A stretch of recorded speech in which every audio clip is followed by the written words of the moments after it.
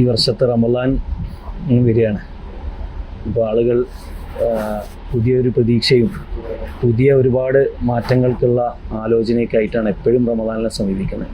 നമ്മൾ എന്തൊക്കെ പറഞ്ഞാലും ഓരോ വർഷവും ഈ റമദാൻ വരുമ്പോൾ ഒരു വലിയ റീജുവനേഷൻ തന്നെ സംഭവിക്കുന്നുണ്ട്.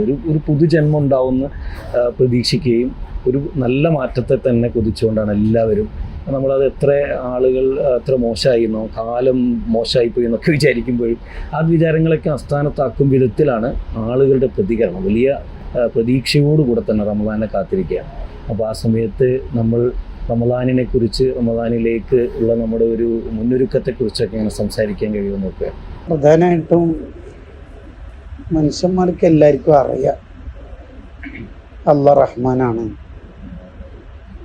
അല്ലാഹ് മനുഷ്യരെത്ര തെറ്റ് ചെയ്താലും പുറത്തു തരുന്ന റബ്ബാണെന്ന് അറിയാം.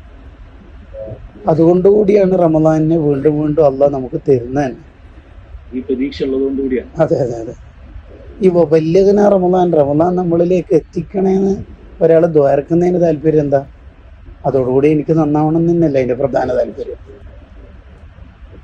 അത് നമ്മൾ മെയിനായിട്ട് ചെയ്യേണ്ട ഒരു കാര്യം റമദാനിനെ കുറിച്ച് എന്തെങ്കിലും ഒന്ന് പഠിക്കണം എന്നുള്ളതാണ്. എന്താണ് ഈ റമദാൻ എന്നുള്ളത് നമ്മൾ പഠിക്കണം, അറിയണം. ലൗ യഅലമു ഉമ്മത്തി മാഫി റമദാൻ, റമദാന്റെ മഹത്വം എൻ്റെ ഉമ്മത്ത് അറിഞ്ഞിരുന്നുവെങ്കിൽ എന്ന പ്രയോഗം വളരെ പ്രധാനമാണ്. വർഷം മുഴുവൻ റമദാൻ ആവാൻ കൊതിക്കുമായിരുന്നു. അറിയാൻ, കാരണം ആ കൊതി വന്നില്ലല്ലോ. മോനെ ഫുള്ള് A+ കിട്ടണമെങ്കിൽ നന്നായി പഠിക്കുവാണെങ്കിൽ കിട്ടും എന്നല്ലേ പറയണത്. ഫീഫ്യൂ എന്നുള്ളൊരു കണ്ടീഷൻ ഉണ്ട് അവിടെ. ആ കണ്ടീഷൻ പ്രധാനമാണ്. പഠിക്കണം നമ്മൾ പ്രധാനമായിട്ട്. റമദാന്റെ മഹത്വങ്ങൾ പറയാൻ വേണ്ടി മാത്രം ഒരുപാട് ഗ്രന്ഥങ്ങളുണ്ടല്ലോ. അതിലൊക്കെ ആദ്യം തന്നെ പറയുന്ന ഒരു പ്രമേയം എന്താന്ന് വെച്ചാൽ, നമുക്ക് ഭയങ്കര പ്രതീക്ഷ, ഏത് തകർന്നു പോയ ആളെയും കൈപിടിച്ചുയർത്തുന്ന ഒരു പ്രതീക്ഷയുടെ വാക്കാണ് നബി സല്ലല്ലാഹു അലൈഹി വസല്ലം പറയണത്. അമലുഹു മുളാഅഫുൻ, റമദാനിലെ ഏത് കാര്യവും തൊട്ടാൽ പൊന്നായിരിക്കും. തൊട്ടാൽ പൊന്നായി. ഒരു റക്അത്തിന് 1000 റക്അത്തിന്റെ കൂലി, ഒരു തസ്ബീഹിന് 1000 തസ്ബീഹിന്റെ കൂലി. ശരിക്കും ഒരു തസ്ബീഹിന് 1000 തസ്ബീഹിന്റെ കൂലിന്ന് പഠിച്ച ഒരാള് തറാവീഹില് സ്പീഡായിട്ട് ഇല്ല, ആഗ്രഹിക്കില്ല, ഉറപ്പായിട്ട് ആഗ്രഹിക്കില്ല. അത്രേ വിചാരിക്കും. കാരണം 3000 തസ്ബീഹ് ചുരുങ്ങിയത് കിട്ടുമല്ലോ. 3 തസ്ബീഹ് എന്തായാലും അള്ളാഹ് തന്ന തല ഒരു 3 സെക്കൻഡ് വെക്കാൻ സമയമില്ലാത്ത തിരക്കാവൂലല്ലോ എന്തായാലും. ശരിക്ക് ഇതിനെക്കുറിച്ച് നമ്മൾ പഠിക്കുകയാണെങ്കിൽ എന്തിനാണ് ഈ വർദ്ധിത മൂല്യം അല്ലെങ്കിൽ കൂലി കൂടുതൽ എന്തിനായിരിക്കും?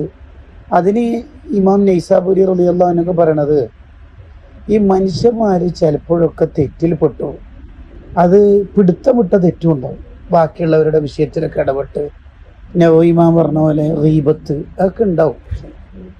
ഇവര് പാപ്പറാവും എന്ന് പറയുന്നത് ഗീബത്തിലും നമീമത്തിലും ഒന്നും പെടാതിരിക്കാനാണ്. ഇനി അഥവാ പെടാതിരിക്കാനാണ്.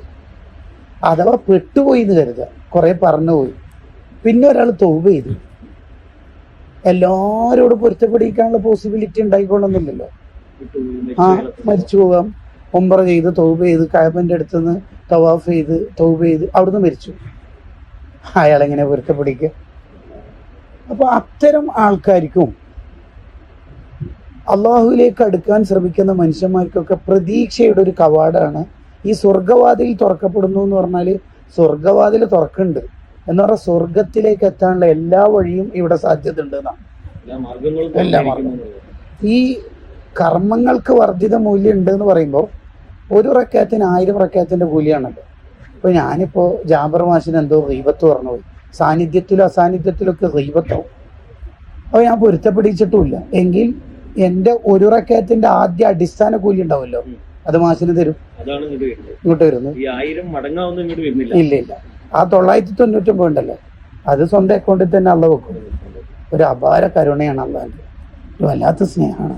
എത്ര നമ്മൾ മാറുമ്പോഴും ഒരു രക്ഷപ്പെടാനുള്ള ഒരു വലിയ വാതിൽ അവിടെ തുറന്നു. അതെ അതെ. അതുകൊണ്ടാണ് തെറ്റ് സംഭവിച്ച മനുഷ്യന്മാരുടെ കാര്യത്തിൽ പോലും തെറ്റെഴുതാൻ ഏൽപ്പിക്കപ്പെട്ട മലക്കിനോട് ഒരു 6 മണിക്കൂറേക്കെങ്കിലും എഴുതണ്ടെന്ന് പറയുന്നത്. വലതുഭാഗത്തുള്ള മലക്കാണ് ലീഡർ. മൂപ്പര് പറയുന്ന പോലെയാണ് കാര്യങ്ങൾ നടന്നു പോകുക. എഴുതണ്ട, ഒരു 6 മണിക്കൂറിനുള്ളിൽ ഒരു ഇസ്തിഗ്ഫാർ തൗബ ഉണ്ടോ നോക്കാം. ഇനി അങ്ങനെയൊന്നും ഇല്ലെങ്കിൽ തന്നെയും തെറ്റ് എഴുതിയെന്ന് വിചാരിക്കാം. എന്നാൽ അയാൾക്ക് വല്ല ദോഷം പൊറുക്കാനുള്ള വകുപ്പ്, ഹൃദയത്തിൽ ടെൻഷൻ, കുടുംബത്തെ ഓർത്തിട്ട്, മക്കളെ ഫീസ് ഓർത്തിട്ട്, എന്താ ഇപ്പോൾ ചെയ്യുക, കുട്ടീൻ്റെ ഫീസ് നാളെ കൊടുക്കണം, ഇൻസ്ട്രുമെൻറ്റ് ബോക്സ് വാങ്ങണം, ടിഫിൻ അടക്കം വാങ്ങിയില്ല, ഇങ്ങനെ കുടുംബത്തെ ഓർത്തിട്ട് ടെൻഷനാകാൻ വരെ ദോഷം പൊറുക്കും. ഒരു ദിവസത്തെ പനി ബാധിച്ചാൽ ദോഷം പൊറുക്കാണ്. അപ്പോൾ ദോഷം പൊറുക്കാനുള്ള മാർഗം ചുറ്റുമുള്ള വെച്ചിട്ടുണ്ട്. അതിലേക്കാണ് ഈ റമദാൻ നമ്മളെ മാടി വിളിക്കുന്നത്. റമദാൻ ഇങ്ങനെ ഒരു വലിയൊരു സാധ്യത തരുന്ന ഇതാണ് അല്ലെ, ഈ മടങ്ങാവുമ്പോൾ ലഭിക്കുന്നത് ഇങ്ങനൊരു ഓപ്ഷൻ കൂടിയാണ്. ഈ കൊടുത്തു വിട്ടാനുള്ളത് കൊടുത്തു വിട്ടിയാലും അതിന്റെ ഒരു മെയിൻ സാധനം ഇവിടെ തന്നെ കിടക്കുന്ന വിധത്തിൽ അത്രയും മടങ്ങായിട്ട് അത് വരുന്നു. പച്ച മലയാളത്തിൽ പറഞ്ഞ അനങ്ങിയ കൂലിയ. റമദാൻ കിട്ടിയാൽ മതി. റമദാനിൽ കുറേ ചെയ്തിട്ടില്ലെങ്കിൽ പോലും റമദാനിൽ ജീവിക്കുക എന്ന് പറയുന്നത് തന്നെ വലിയ കാര്യമാണ്. നബിയെ 2 സ്വഹാബിമാര് സഹോദരന്മാരായിരുന്നു. അവര് ഒരാൾ ഷഹീദായിട്ടാണ് മരണപ്പെട്ടത്, മറ്റേയാൾ സാധാ പോലെ പിറ്റേത്തെ കൊല്ലം വഫാത്തായി. 2 പേരെ ഞാൻ സ്വപ്നത്തിൽ കണ്ടപ്പോൾ ഞാൻ കരുതി ഷഹീദായ ആൾ തന്നെ ആയിരിക്കും ഫസ്റ്റ് സ്വർഗത്തിലെത്തുക. പക്ഷേ എൻ്റെ വിചാരത്തിൽ അപ്പുറത്താണ് നബിയെ സംഭവിച്ചത്. എന്ത്, രണ്ടാമത് മരിച്ച പിറ്റേത്തെ കൊല്ലം വഫാത്തായ അവരാണല്ലോ ആദ്യം സ്വർഗത്തിലെത്തി. അതെ, അതിന് തങ്ങളുടെ മറുപടി ഒരു എക്സ്ട്രാ റമദാൻ കിട്ടിയിട്ടില്ലേ, ഒരു റമദാൻ. അതാണ് നമുക്ക് കിട്ടുന്നത് റമദാൻ. ആ റമദാൻ നമ്മൾ കൂടുതൽ പഠിക്കണം. ഇൻഷാ അല്ലാഹ്. അല്ലാഹു തൗഫീഖ് ചെയ്യട്ടെ.